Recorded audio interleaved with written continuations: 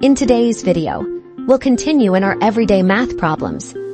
Now let's move on to number 2. Karen buys a pair of shoes for a total of $32.65, which already includes sales tax. She gives the store clerk 2 $20 bills. How much money should Karen expect to receive back from the store clerk? Well, the amount of money that she expects to receive back is the difference between how much money she gave the store clerk and the actual cost of the pair of shoes. So she gives the store clerk 2 $20 bills. That's a total value of $40. So the answer is going to be the difference between how much money she gives the store clerk and the price for the pair of shoes, which is $32.65. That's how much money Karen should expect to receive back from the store clerk. So this is basically a subtraction problem.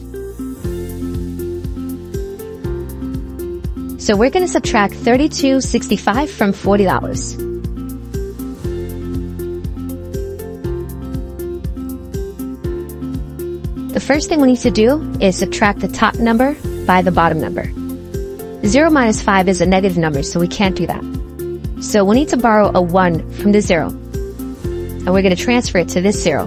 So that becomes a 10. Now this has to become a 9 because, there's nothing to borrow it from. So we need to borrow a 1 from this, which will also become a 9. But because 0 have nothing to offer, we need to borrow a 1 from the 4, which becomes a 3.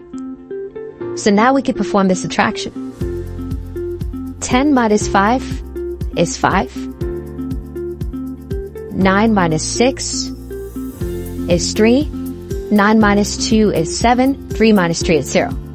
So the answer is $7.35. And you can plug this in. 40 minus 32.65 is $7.35. Now for those of you who want to do mental math, here's what you can do.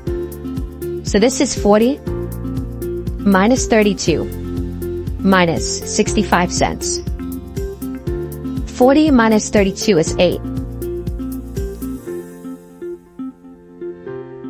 Now what I would do at this point, I would break up 8 into $7 plus $1.